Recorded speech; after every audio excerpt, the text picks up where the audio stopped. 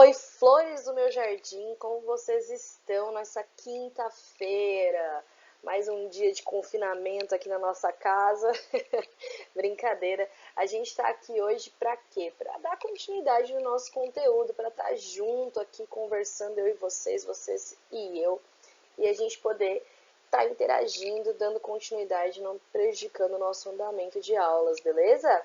Hoje a gente vai fazer juntos uma videoaula, basicamente, né? Vocês podem depois comentar ela, tirar dúvidas e tudo mais. E a nossa aula tá lá no módulo 5, a página 301 até 309, sobre a digestão dos alimentos, que a gente já começou a falar em outras aulas, né? Lembra lá? Comendo, mastigando, falamos sobre a importância de tudo. Não esquece da vitamina C, hein? Falei várias vezes para vocês. Muito importante, beleza? Então, olha só, eu gostaria que vocês abrissem o livro comigo, até porque depois vocês já podem terminar o vídeo e fazer a leitura. Abre lá no módulo 5, a página 301, que a gente vai começar. É a segunda parte da digestão dos alimentos. Vamos comigo nessa? Então, olha só, a primeira coisa que vocês têm que ver é que se você não me enxergou ainda, eu tô no canto da tela. Bonita para vocês. Tô aqui no cantinho, vou falando enquanto tô mostrando os slides. Não se desesperem, o vídeo vai ficar gravado aqui, dá para você ver depois. Me acompanhe. Primeira coisa muito importante que você tem que saber, beleza? Eu acabei atrapalhando aí um pouco o slide nessa minha formosura, mas depois eu posso mandar o arquivo separado para vocês. Movimento peristáltico. Nós chegamos a conversar por cima sobre isso, tá? Nós temos um movimento muscular, uma contração rítmica, e ela é involuntária, que acontece dentro do nosso corpo. O movimento peristáltico, ele tem como função levar o alimento que você colocou na boca e você engoliu através da deglutição até todas as partes da sua digestão, no seu esôfago, passar pelo seu intestino, pelo seu estômago antes, enfim, e chegar até o final, que a gente já sabe qual é, e a gente vai chegar lá hoje, tá bom? Então, olha só, ele é de extrema importância porque você vai mastigar, vai pegar seu alimento, aquele pedaço, sei lá, vamos colocar um pedaço de maçã, que eu tô saudável hoje, para lembrar você que é importante comer alimentos saudáveis, e não vai ficar comendo besteira aí na sua casa não, tô de olho em você. Enfim, você vai comer então um pedaço de maçã, você vai começar a mastigar essa maçã na sua boca, e aí você vai engolir essa maçã fazendo a deglutição. Após você engolir e fazer a deglutição, ele vai ser enviado para o seu esôfago através de movimentos peristálticos. Então, ele vai descendo conforme a imagem a gente tem aqui, ó. Vou mover o cursor para você me acompanhar. Então, o movimento peristáltico é o quê? Um movimento de contração e relaxamento. E assim, fazendo desse jeito, o alimento vai se encaminhando para onde ele tem que ir.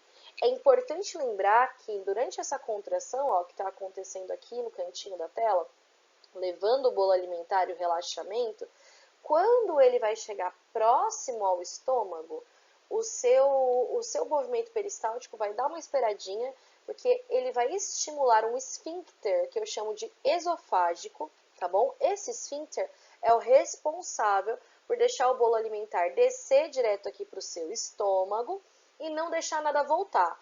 Se você tem refluxo, seu esfíncter esofágico não está funcionando tão legal, infelizmente, tá bom? Mas a ideia desse esfíncter é para isso, para deixar entrar a passagem do bolo alimentar no estômago e fechar ela para que ele não volte durante os movimentos peristálticos. Por que a gente está falando sobre voltar? Porque a transformação do alimento que vai acontecer lá dentro do seu estômago, ela acontece porque você também tem movimentos peristálticos dentro do seu estômago. Isso você não sabia, tenho certeza. Então, ó, foca no videozinho aqui, ó. Vamos começar por esse pedacinho. O nosso estômago, ele tem glândulas muito importantes que produzem o que nós chamamos de suco gástrico. A gente viu na aula passada que dentro da nossa boca a gente tem glândulas que fazem a produção de saliva, e dentro dessa saliva nós temos uma enzima que é responsável por quebrar o carboidrato chamada amilase, é ela que quebra o amido, certo? Então ela funciona aqui na boca. Mas a gente sabe que tudo que a gente come não tem só carboidrato. Então, cadê o resto dessas enzimas? Vou te mostrar agora. Então, o suco gástrico, ele é responsável pela digestão de proteínas. Essas proteínas, quando elas forem sendo quebradas, diferente dos carboidratos, elas não vão se transformar em glicose, em maltose, elas vão se transformar no que a gente chama de peptídeos, tá? O suco gástrico possui uma enzima que faz o aceleramento da reação, da quebra da proteína, que eu chamo de pepsina. Tá acompanhando aí a setinha do cursor? Lembra da pepsina, ela que faz degradação de proteínas, ok? Por a gente ter esse suco gástrico que tem bastante pepsina e também outras coisas dentro do meu estômago, eu vou ter um muco que vai proteger ele, tá? Esse muco, ele protege de toda a acidez dentro do estômago e também da ação das pepsinas lá dentro, beleza? Junto com o suco gástrico, que é onde ficam as pepsinas, que fazem a degradação de proteína, nós temos também a água e o ácido clorídrico, tá? O ácido clorídrico, ele não está ali para fazer degradação de muita coisa. Na verdade, ele está ali com a função de deixar o pH daquele ambiente ácido, que é o pH ideal para a pepsina trabalhar. E no caso da amilase que veio lá da saliva, já não trabalha mais nesse pH ácido, ok? Tudo isso vai ser misturado para poder fazer a sua ação pelos movimentos peristálticos que também acontecem dentro do meu estômago, tá? O bolo alimentar, então, porque já não é mais uma maçã, já virou um bolo alimentar, vai se tornar uma pasta dentro do meu estômago que eu chamo de quimo, ok? E essa pasta vai passar aos poucos, devagarzinho, para o meu intestino delgado, bem aqui, ó, nessa parte. É importante você saber também que assim como eu tinha um esfíncter para poder acontecer a entrada do meu alimento, eu também tenho um esfíncter chamado pilórico, que é para acontecer a saída. Então, aos poucos, esse esfíncter, que é um anel de contração, tá bom? De abertura e fechamento, vai abrindo aos poucos para ir liberando ali, ó, devagarzinho a passagem da quimo, quando ela tá pronta para continuar o seu caminho pelo intestino delgado. E é desse cara que a gente vai falar agora. O intestino delgado é um intestino que tem várias voltinhas. Essas voltinhas dele, cada curvinha que esse intestino delgado lindo tem, ela é de extrema importância para você, porque ela consegue fazer a maior absorção. Então, quanto mais voltinhas eu tenho no meu intestino delgado, melhor é a absorção dos meus nutrientes, beleza? Ele é super grande, ele é dividido em 3 partes, ele poderia cobrir uma quadra de tênis, sim, pois é. E essas 3 partes que eu tenho aqui, ó, estão aqui exemplificadas. A primeira parte é o duodeno, que tá bem juntinho, olha no cursor aqui do vídeo, olha a setinha, tá bem juntinho com o meu estômago, é a primeira parte. Aí eu vou ter o jejuno e o íleo, beleza? Eu tenho essas 2 partes aqui, cada um com a sua responsabilidade de absorção de substâncias. Quando eu chego no nosso intestino delgado, agora eu vou ter o suco entérico, que foi produzido pelas glândulas do intestino, e o suco pancreático, que vem do nosso pâncreas, beleza? Esses sucos, eles têm várias enzimas que vão degradando vários tipos de componentes. Tem um quadro, esse quadro que eu tô apontando aqui com a setinha, tá lá no livro de vocês. Pode marcar aquele asterisco maroto que a gente sempre marca sobre coisas importantes, ok? E aqui ele tá falando, ó, o entérico, então, a gente tem a peptase, a gente tem maltase, a gente tem sacarase, lactase. Tá falando o alimento que é digerido e qual é o produto depois dessa digestão, o que ele vira. E no pancreático a gente tem amilase pancreática, lipase, tripsina, enfim, outros aqui, qual é o alimento que vai ser digerido e qual é o produto dessa digestão, ok? É bem importante lembrar, muito importante lembrar, que tudo isso aqui vai começar a fazer a degradação química, que a gente chama, para absorção, tá bom? E as proteínas que estão sendo digeridas, que já foram digeridas lá no nosso estômago, elas vão terminar de ser digeridas no meu intestino delgado, ok? Elas terminam a sua digestão aqui e de peptídeos, que eu tinha lá no meu estômago, elas vão se transformar agora em aminoácidos, ok? Que é uma molécula ainda menor de proteína. Muito importante, tá bom? E aí a gente tem essa degradação. 2 coisas de olho do livro que traz que é super legal de saber. Que o seu pâncreas, que é uma glândula, ele faz parte tanto do sistema digestório quanto do endócrino.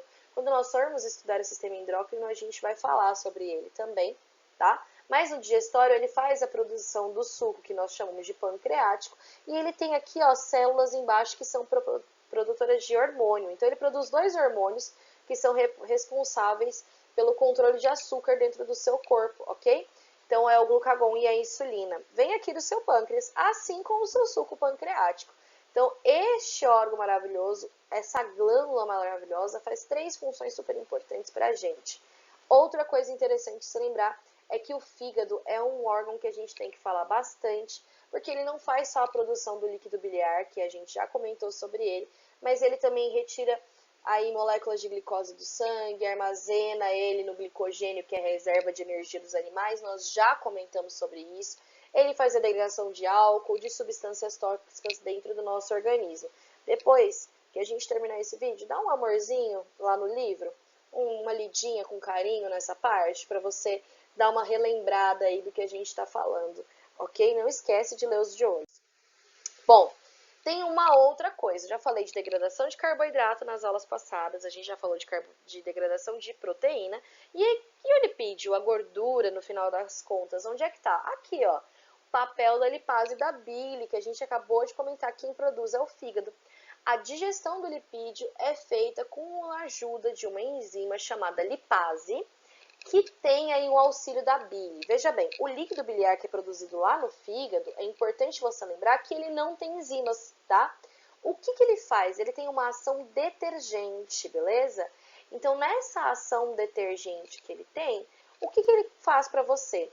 Ele vai deixar aí para você, vai colocar as gotas que eram maiores, grandes gotas de lipídios, em gotas menores. Ele vai dissolver esse lipídio, mas não que ele vai se acabar, ele vai quebrar a gota grande em gotinhas pequenas. Por quê? Porque aí aumenta a superfície de contato. Você lembra só disso? Ah, veja bem. Então, aumentando a superfície de contato, você consegue, tá bom? Ter um melhor desenvolvimento da lipase. Aí a lipase, que nem nas imagens aqui, ó, vão conseguir grudar melhor dentro da gota de lipídio e vão fazer a degradação desse lipídio até ele virar um ácido graxo ou um glicerol, tá bom? E aí ele vai estar pronto para ser absorvido para dentro do seu organismo, te trazer energia. Super importante. A etapa final, agora para acabar essa nossa aula, é o intestino grosso. O intestino grosso, ele vai ser responsável por quase tudo que sobrou, na verdade, tá? Ele vai ser responsável pela absorção de água, de vitaminas e de sais minerais. Tem a sua importância, tá? Então, ele vai passar por todo o intestino grosso, que nem a gente está aqui no nosso GIF lindo, maravilhoso. E lá no final, aqui, ó, vai ser produzido esse nosso bolo alimentar, aquela quimo que passou toda pelo meu intestino delgado, vai se transformar em fezes, ok? Lembra que eu falei pra vocês que vai apertando assim, ó, o movimento peristáltico vai acontecendo, vai apertando, apertando, vai tirando todo o líquido até que fica aquela, o nosso famoso cocô, perdão, mas é verdade, não é mesmo? Então, ó, o que vai acontecer depois disso? Quando ela chega aqui perto do reto, vai ter então a defecção, que é a expulsão das fezes, tá bom? Também é controlado pelo quê? Pelos esfíncteres. São super importantes, anéis contráteis que liberam aí, então, a saída das fezes, tudo bem? Muito importante falar sobre o apêndice, vou comentar sobre ele agora. O apêndice, ele se encontra bem próximo aqui do nosso intestino grosso.